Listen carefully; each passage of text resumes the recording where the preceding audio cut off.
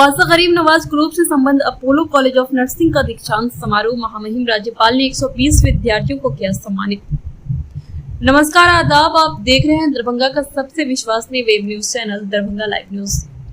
दरभंगा शहर के DMCH auditorium में आज का दिन छात्रों और अभिभावकों के लिए बेहद खास रहा। ख्वाजा गरीब नवाज ग्रुप ऑफ कॉलेज से संबंध अपोलो कॉलेज ऑफ नर्सिंग के भव्य दीक्षांत समारोह में बिहार के महामहिम राज्यपाल श्री आरिफ मोहम्मद खान ने करीब 120 नर्सिंग विद्यार्थियों को प्रमाण पत्र और मेडल प्रदान कर उन्हें सम्मानित किया। करीब 1:10 बजे महामहिम राज्यपाल के आगमन के साथ ही ऑडिटोरियम तालियों से गूंज उठा। पारंपरिक तरीके से स्वागत के बाद कार्यक्रम की शुरुआत हुई, जिसमें छात्रों और शिक्षकों के साथ अभिभावकों में भी उत्साह और गर्व का माहौल दिखा। मंच की शोभा बढ़ाने वाले गणमान्य अतिथि समारोह में शामिल हुए कई प्रतिष्ठित अतिथि राजस्व एवं भूमि सुधार मंत्री संजय सरावगी, सांसद डॉक्टर गोपाल जी ठाकुर, पूर्व सांसद मोहम्मद अली अशरफ फातमी, विधायक डॉक्टर विनय कुमार चौधरी, पूर्व विधायक डॉक्टर फराज फातमी, डीएमसीएच अधीक्षक डॉक्टर शीला कुमारी, नर्सिंग परिषद पटना की रजिस्ट्रार बीना कुमारी और कई प्रशासनिक व स्वास्थ्य विभाग के अधिकारी। राज्यपाल आरिफ मोहम्मद खान ने अपने भाषण में कहा, हमारी पहली पैदाइश माता पिता करते हैं, लेकिन दूसरी पैदाइश शिक्षा देती है। शिक्षा ही हमें पहचान देती है, सोच देती है और समाज में बदलाव लाने की ताकत देती है। उन्होंने नर्सिंग को सेवा, करुणा और समर्पण का प्रतीक बताया और कहा, दीक्षांत केवल एक समारोह नहीं बल्कि एक नई शुरुआत है, एक ऐसे जीवन की जो जिम्मेदारियों और सेवा से भरा हुआ है। उन्होंने सभी छात्राओं को उज्जवल भविष्य की शुभकामनाएं दी और शिक्षकों एवं अभिभावकों को उनके योगदान के लिए धन्यवाद कहा। पूर्व सांसद मोहम्मद अली अशरफ फातमी ने विद्यार्थियों को स्वास्थ्य योद्धा बताते हुए उनकी भूमिका की सराहना की। मंत्री संजय सरावगी ने कहा कि नर्सिंग जैसे सेवा क्षेत्र में काम करना सिर्फ एक करियर नहीं बल्कि समाज के लिए एक पुनीत सेवा है। ये छात्र छात्राएं हमारे स्वास्थ्य तंत्र की रीढ़ है।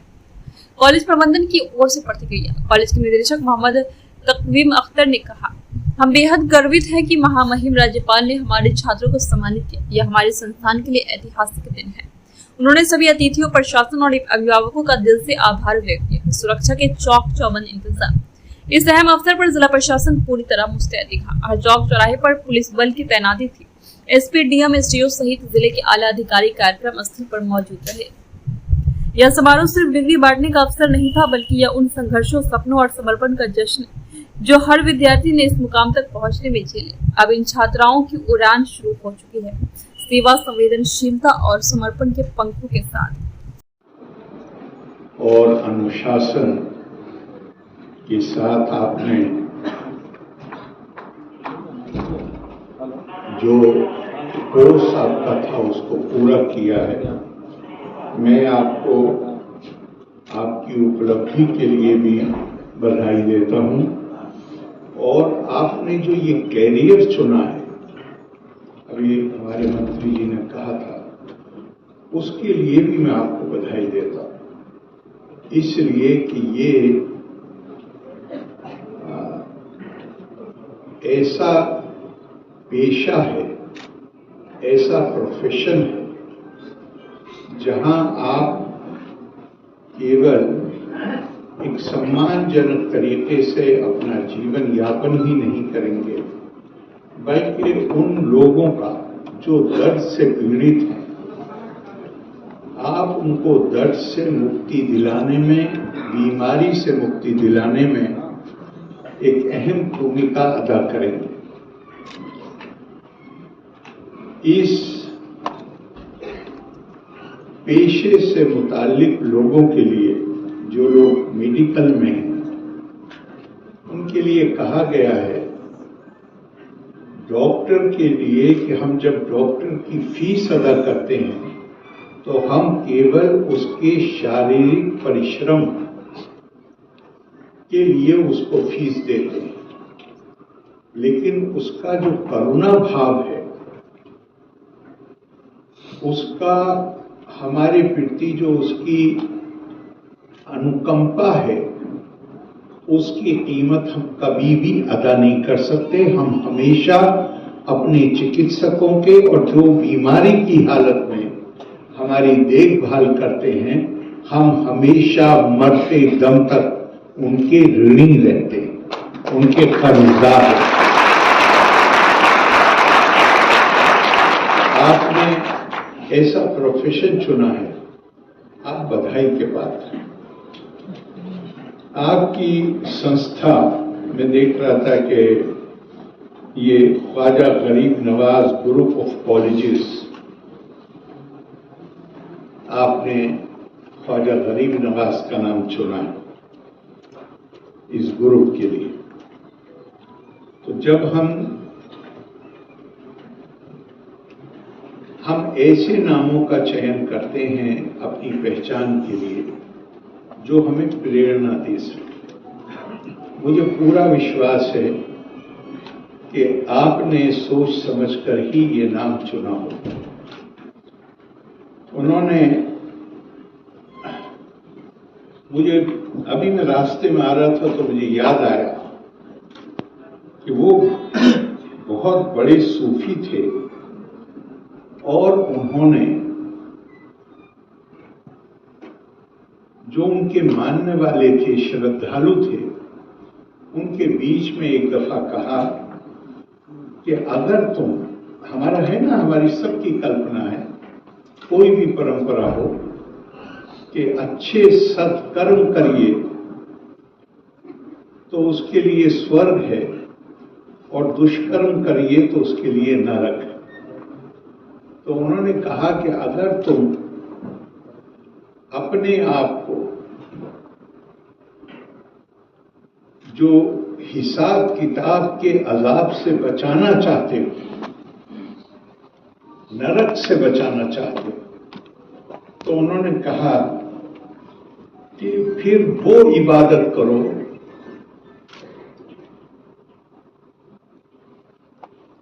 वो आराधना करो जिससे उस अजाब को टाला जा सके। तो लोगों ने कहा कि वो इबादत का, आराधना का तरीका क्या है? तो उन्होंने 3 वाक्य कहे। उन्होंने कहा, दर्दमंदगान रा फरियाद रसीदा, हाजते बेचार गान रवा करदा, गर संगान रा सैर करदानी। जो जरूरतमंद हैं, बेकस हैं, उनकी सुनवाई करो। जो जरूरतमंद हैं उनकी जरूरत पूरी करने में जो कुछ भी तुम कर सकते हो वो करो।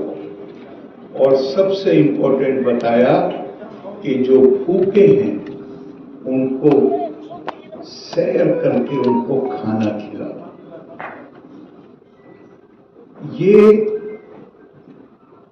आप एजुकेशनल इंस्टीट्यूशन, अब आप एक शिक्षण संस्थान से निकल रहे हैं। भारतीय परंपरा में शिक्षा प्राप्ति को तद्वितीय जन्मा कहा गया। एक पहले हम अपनी मां से, हमारे माँ बाप हैं, हम उनसे पैदा होते हैं, और दूसरा जन्म होता है शिक्षा प्राप्ति से। और उसे दूसरा जन्म क्यों कहा है? दूसरा जन्म इसलिए हुआ है कि इंसान के अंदर स्वाभाविक तौर पर अपने माता पिता के लिए, अपने परिवार के लिए, फिर जब आप कुछ बड़े होते हैं तो अपने जिस समूह में भी आप पैदा होते हैं उसके लिए आपके दिल में प्यार होता है, उसके लिए वफादारी होती है, उसके प्रति आस्था होती है। लेकिन शिक्षा, भारतीय दुनिया में शिक्षा को सशक्तिकरण का माध्यम माना गया। आप शिक्षा प्राप्त करके ही डॉक्टर बन सकते हैं, आप शिक्षा प्राप्त करके ही वो क्वालिफिकेशन हासिल कर सकते हैं कि जहां आप मरीजों के उपचार में अपना योगदान दे सकें। ये सशक्तिकरण। लेकिन भारतीय कल्पना केवल सशक्तिकरण की नहीं, वो तो है ही, लेकिन उसके अलावा उसके साथ एक जुड़ी हुई कल्पना है कि वो आपको बंधनों से मुक्त करती है। सा विद्या या विमुक्त है। वो बंधन क्या है? वो बंधन है जहां मेरी करुणा, मेरी अनुकंपा, मेरा प्यार, मेरा स्नेह, मेरी वफादारी छोटे छोटे दायरे के अंदर सीमित है। विद्या का मतलब यह है, ज्ञान अर्जन का मतलब यह है कि मेरी वो करुणा का भाव और प्यार का भाव और वफादारी का भाव जो पहले मेरे परिवार के लिए या जिस समूह में मैं पैदा हुआ हूं उसके लिए है, भारतीय कल्पना शिक्षा की यह है कि उसका विस्तार होता चला जाए और वो हर किसी को जहां हम अपने व्यक्तित्व के विस्तार के रूप में देखने लगे। मैंने अभी आपको ख्वाजा गरीब नवाज का एक कोट बताया था, अब इसको सुनिएगा कि कितनी समानता है। और ये उन्होंने जो कहा था ख्वाजा गरीब नवाज ने, उससे भी कई हजार साल पहले कहा गया। अथ माम सर्वेषु भूतेषु भूतात्मानं कीर्तालयं अर्चाये दान मानाभ्यम मैत्री अभिनयी चक्षुष।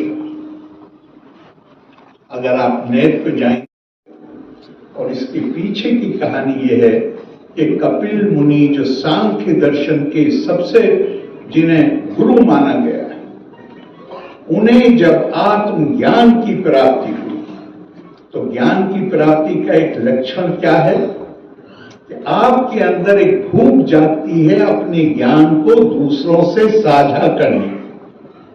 कोई आसपास नहीं था, मां बैठी हुई थी थोड़ी दूर, उनको बुला के, मां का नाम देवाहुति था, उनको बुला के सामने बिठा लिया और उसके बाद उन्होंने उसको अपने ज्ञान को उनके साथ साझा किया, जो आज हमें उपलब्ध है संवाद के रूप।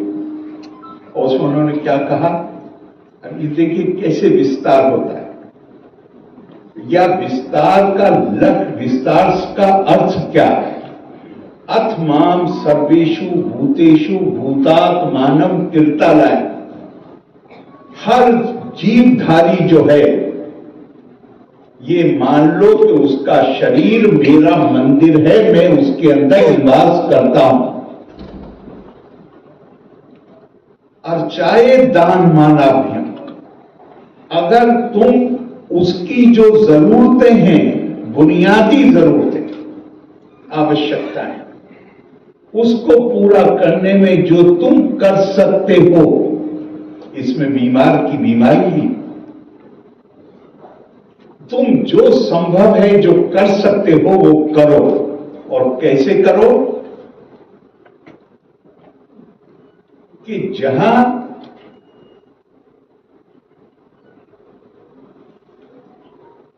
मैत्री अभिनयी चक्षुषा, जहां तुम कोई भेदभाव नहीं करो, सबको समदृष्टि से देखो। हमारी ये भारत की सांस्कृतिक विरासत है। स्वामी विवेकानंद लगातार कहते रहे जीवन भर, भारत के पास एक संदेश है दुनिया को देने के लिए। दुनिया में तनाव आप देखते हैं, जंगें हो रही, उससे मुक्ति ही नहीं मिल रही, इसलिए कि संस्कृतियां जो बनी वो इस आधार पर बनी कि हम दूसरों से बेहतर हैं, हम श्रेष्ठ हैं। पहली बार 1948 में जब राष्ट्र संघ ने जो UN declaration of human rights, मानव अधिकार का जो चार्टर है, जब वो स्वीकार किया, तब पहली बार दुनिया में हुआ कि मानव के रूप में प्रतिष्ठा का अधिकारी है। इसलिए नहीं कि वो गोरा है या काला है, इसलिए नहीं कि वो इस पंथ को मानता है या उस पंथ को मानता है, इसलिए नहीं कि वो ये भाषा बोलता है या वो भाषा बोलता है। मानव है, इसलिए बहैसियत मानव के वो प्रतिष्ठा का अधिकारी है। पहली बार 1948, वरना दुनिया में कॉलोनाइजेशन नहीं होता। अगर बराबरी का, मानव की बराबरी की कल्पना होती तो एक देश के लोग दूसरे देश पे हमला न कर रहे होते। खुद हमने सैकड़ों साल तक गुलामी का जुआ अपने कंधों पे ढोया। एक भारत की संस्कृति ऐसी है जिसने ये कहा कि वही परमात्मा जो मेरे अंदर आत्मा के रूप में विराजमान है, वही परमात्मा तुम्हारे अंदर आत्मा के रूप में विराजमान है। अगर मैं आपके अंदर परमात्मा को देख रहा हूं तो ये कैसे संभव है कि मैं आपके पैर पे पैर रखने की कोशिश कर सकता हूं? संभव ही नहीं। हम जो बहुत गर्व के साथ कहते हैं कि भारत ने कभी किसी पर हमला नहीं किया, इसलिए नहीं कि हम चाहते नहीं थे। हम तो, हमें अगर अपनी सांस्कृतिक विरासत का पता ना हो तो हम आज भी कोशिश कैसे, मानव की प्रकृति वो दूसरों के ऊपर अपना आधिपत्य जमाना चाहता है। भारत की संस्कृति ने, भारत के मनुष्यों ने हजारों साल पहले जो संस्कृति स्थापित की, उसने हमें इजाजत नहीं दी कभी कि हम किसी की तरफ बुरी नजर डालें। सबसे बेकार है। आप उस संस्कृति के वारिस, वो विरासत आपकी। और वो जो स्वामी विवेकानंद कहते थे कि हमारे पास संदेश है, संदेश आदमी तब दे सकता है, ये संदेश और कुछ नहीं है। ये भारतीय संस्कृति की जो ये कल्पना है कि जहां सिर्फ इंसान नहीं, पेड़ पौधे के अंदर भी हमने उस आत्मा को देखा, जानवरों के अंदर भी देखा। हमने ये माना है कि हमें ये अधिकार नहीं है कि हम पर्यावरण को नष्ट करें, हमें ये अधिकार नहीं है कि हम जानवरों के साथ क्रूरता करें, हमें ये भी अधिकार नहीं है कि हम पत्थर पर भी ठोकर मारें। तो ये संदेश स्वामी विवेकानंद कहते थे कि हमारे पास एक संदेश है। संदेश कौन दे सकता है? आप अपने परिवार पर गौर करें। अगर पिता ये कहे बच्चों से कि सिगरेट पीना बुरा है और बच्चे उसको खुद सिगरेट पीते हुए देखें, तो क्या वो मान लेंगे उसकी बात? नहीं। संदेश वो आदमी, वो लोग दे सकते हैं जो उस सिद्धांत पर के अनुसार उनका आचरण, कि गुरु ने जो पाठ पढ़ाया था पहले दिन, उसे याद करने में पूरा जीवन लग गया। क्योंकि याद करना ये नहीं है कि मैंने किसी बात को अपनी स्मृति में, अपनी मेमोरी में उसको सुरक्षित कर लिया, का ये नहीं है उसका याद करने का। याद करने का मतलब है कि जहां उसको आत्मसात किया जाए और उसके अनुसार अपना जीवन व्यतीत किया जाए, और वो पूरे जीवन का एक संघर्ष है। और इसीलिए एक बात कही गई है, उसको साथ में खत्म करूंगा कि तेजस्विनावधि तमस्तु। इस पर भी डॉक्टर राधाकृष्णन कहते हैं कि इसका ये हिस्सा है, ओम सहना भवतु सहनो भुनक्तु सह वीर्या कर्वा वहे तेजस्विनावधि तमस्तु मां विद्विषा वहे। एक प्रेयर, इस फ्रेज को तेजस्विनावधि तमस्तु, इसको डॉक्टर राधाकृष्णन इसकी जो व्याख्या करते हैं वो कहते हैं कि जो शिक्षा के माध्यम से जो ज्ञान हम अर्जित करते हैं, उस ज्ञान को आत्मसात करना, ऐसा आत्मसात करना कि उससे हमारा अपना जीवन आलोकित हो सके और उसके साथ समाज का, मानवता आलोकित हो सके, वो इसका उद्देश्य। मैं आपको शुभकामनाएं देता हूं आपकी कोशिश के लिए, और आपके काम से मानव सेवा हो सके, उसके लिए मैं आपको शुभकामनाएं देता हूं। लोका समस्ता सुखिनो भवन्तु। धन्यवाद। जय हिंद। भूलेंगे कैसे? हम लोग एक साथ पढ़े हैं और आज हम जो इस मंच पे थे, एक तो वो गवर्नर हैं बिहार के और वो कोई पॉलिटिकल ओहदा रखते नहीं है, एक तो ये, फिर ये जो इंस्टीट्यूशन है ख्वाजा करीम नवाज, इससे रिश्ता है हम लोगों का, हम लोग से जुड़े हुए हैं, उसकी दावत थी तो हमें आना था। और जहाँ तक सवाल पैदा होता है कि कोई भी हमें बुलाएगा ज़रूर जाएंगे, तरह का कोई भी हम जाते रहते हैं, रेगुलर जाते हैं, प्रॉब्लम नहीं होती। इस तरह के कार्यक्रम में बच्चे बच्चियों को सर्टिफिकेट डिग्री दी जा रही थी। मैं नहीं समझता हूँ यहाँ पर कोई सियासी, मैंने भी जो कुछ मैंने इस्तेमाल करने में और शुक्रिया अदा किया, तो वही होना चाहिए मंशा से ज़्यादा। चाय पार्टी बिहार में नहीं, हिंदुस्तान में 55 साल पहले मैंने उनका चुनाव लड़ाया था, लीडर थे उस वक्त, और उनसे बहुत कुछ सीखा था उस जमाने में। उसके बाद मैं भी स्टूडेंट पॉलिटिक्स में इलेक्टेड पोस्ट पे और जनरल सेक्रेटरी भी हुआ अलीगढ़ यूनिवर्सिटी स्टूडेंट यूनियन का। तो वो पुरानी यादें थी, उसको ताज़ा किया। उसके बाद ये आशीर्वाद का फल है जो हमने प्रयास किया, और माननीय राज्यपाल दरभंगा है और दरभंगा में ख्वाजा गरीब नवाज ग्रुप ऑफ कॉलेज के छात्र छात्राओं को प्रमाण पत्र दिया और शपथ कराया।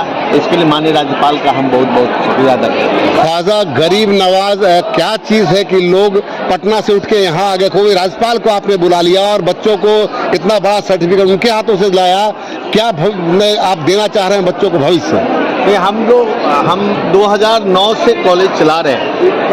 हमारी हमेशा प्रयास रहती है कि हमारे बच्चे का मनोबल ऊंचा रहे और वो उसकी भविष्य अच्छी रहे, इसके लिए हम लगातार प्रयास करते हैं। दूसरे सेशन को क्या करेंगे, जो जूनियर सेशन है सीनियर उन लोगों को क्या करेंगे? दूसरे सेशन अभी उन पर टाइम है, फिर उसमें प्रयास किया जाए। सबसे बड़ी साहब है कि राज्यपाल का आना अपने आप में बहुत मायने रखता है, तो आखिर में ख्वाजा गरीब नवाज, फिर से सवाल है मेरा कि ऐसा क्या क्या कि राज्यपाल को खुद से आके सर्टिफिकेट बांटना बना?